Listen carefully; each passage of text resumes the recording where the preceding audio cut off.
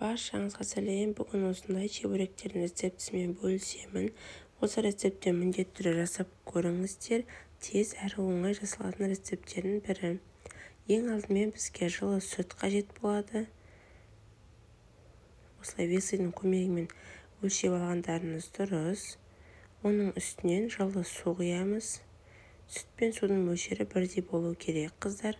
Және де 1 шай қасық тұзымызды, жарты шай қасық разрыхителімізді қосып, жақсылап араластырамыз. Үстінен сұйық май құямыз. Қажет заттардың мөлшерін астында описанияда қалдырамын, сол жерден қарап көріңіздер. Және ұнымызды қосып, қолымыздың көмегімен жақсылап қамыр илейтін боламыз, жұмсақ қылып. Қамыр қолға қатты жабыспайтын, жұмыс жасауға ыңғайлы болып шығуы керек.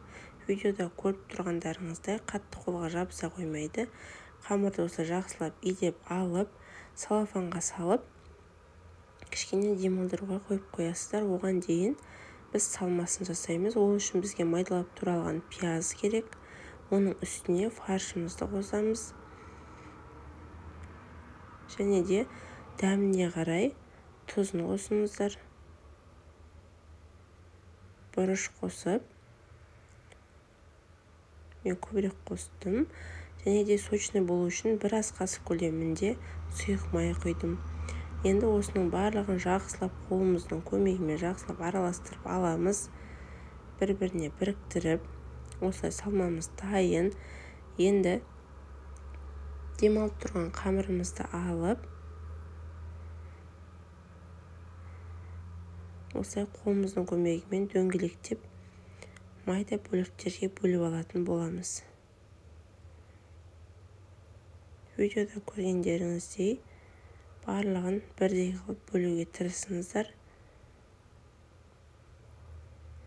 Осылай барлығын бөліп болғаннан кейін осы видеодағыдай қолымыздың көмегімен қамырларымызды дөңгелектеп шығып, екі жағынан ұн сеуіп жаятын боламыз. Бұл қамырды жайғанда жұқалау қылып жайғандарыңыз дұрыс. Себебі қамыр қалың болса, етіміз дұрыс піспей қалуы мүмкін. Сол себепті де барынша жұқалау қылып жая беріңіздер. Енді қамырымызды жайып болғасын, үстінен салмамыз саламыз. Осылай екінші жағын шауып, жақсылап біріктіретін боламыз. Қамырды жақсылап жабыстырыңыздар, себебі майға салғанда ашылып кетуі мүмкін. Және де әсемдік үшін осылай шанышқының көмегімен жан-жағын басып шықсаңыздар болады. Видеода барлығын толықтай көрсеттім, түсінікті болу үшін. Міне біздің чебуректеріміз осылай болып шығады. Және де оны орташа қызып тұрған майымызда чебуректеріміз дайын болғасын пісіріп алатын боламыз.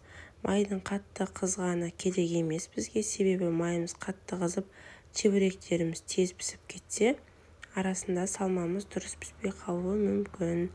Сол себепті де орташа отта қойып пісіріп алғандарыңыз дұрыс. Енді осылай екі жағын аударып, жақсылап пісіріп аласыздар. Сонымен біздің чебуректеріміз дайын болады. Осы рецептпен міндетті түрде жасап көріңіздер. Ұнап жатса парақшама тіркеліп, комментарий қалдыруды ұмытпаңыздар.